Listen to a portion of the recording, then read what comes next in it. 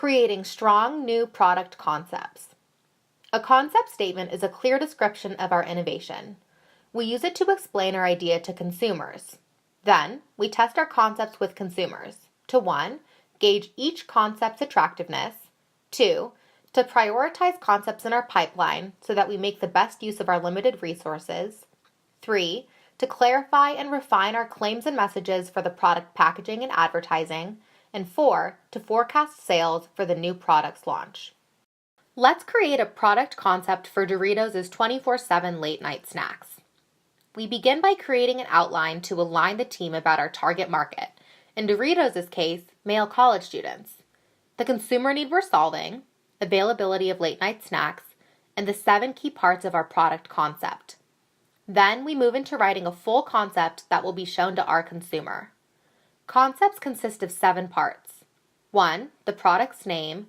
2. The insight statement or the consumer need behind the idea. 3. The benefit or the value that the idea provides. 4. A description of what the idea is. 5. Reasons to believe why the idea will work as promised. 6. A call to action or a persuasive action-oriented phrase. And 7. An image or sketch of the idea. Remember that the intended audience for our concept is the consumer. We want the consumer to quickly read our concept and understand our idea. So, how do we make this happen? We follow the best practices for making great consumer-facing concepts. 1. Great concepts are clear. Does your consumer get it with one quick read? Can they explain how it works back to you in simple terms? 2.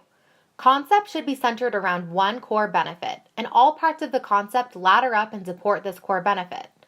In the Doritos example, our benefit is late-night accessibility.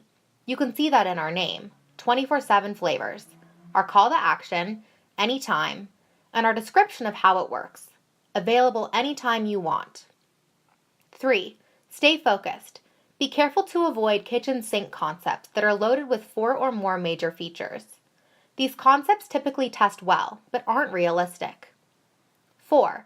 Concepts should be free of technical jargon. This isn't the place to describe your new dehydrated flavor seal technology. The consumer doesn't care. 5. Your concept insight statement should explain the consumer's frustration in one sentence, phrased in the consumer's voice, and it should be relatable to most consumers in your target market. Consumers should read your insight statement and go, "Hey, yeah, I relate to that."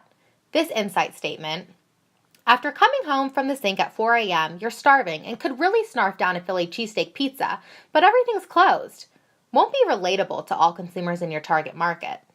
So it's better to go with something simple and straightforward, like, it's hard to find the foods you crave after a night on the town. 6. Keep your concept short. The goal is 4 to 8 sentences. 7.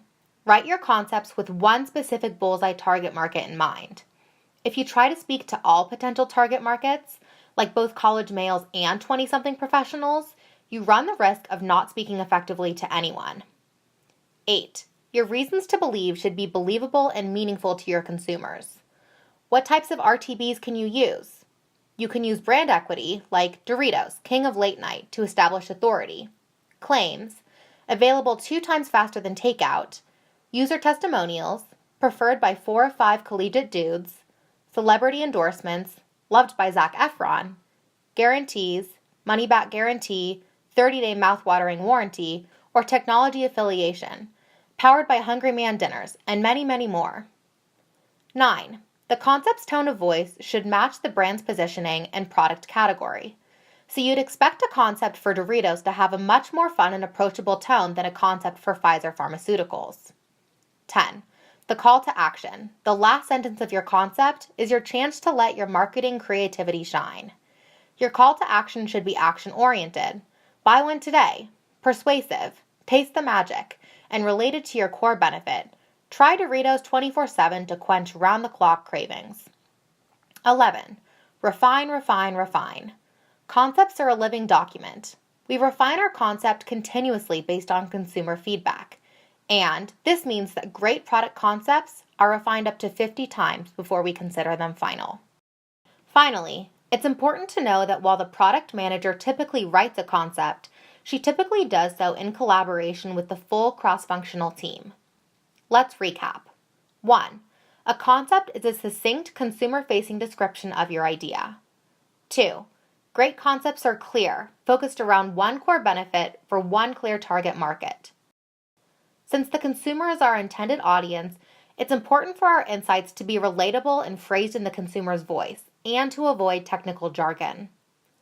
We also must make sure our reasons to believe and calls to action are meaningful and persuasive to our consumer. Again, marketers need an effective process for communicating a number of ideas to prospective consumers to refine each idea and to select the strongest ones. Writing clear and concise concept statements is a critical component in that process.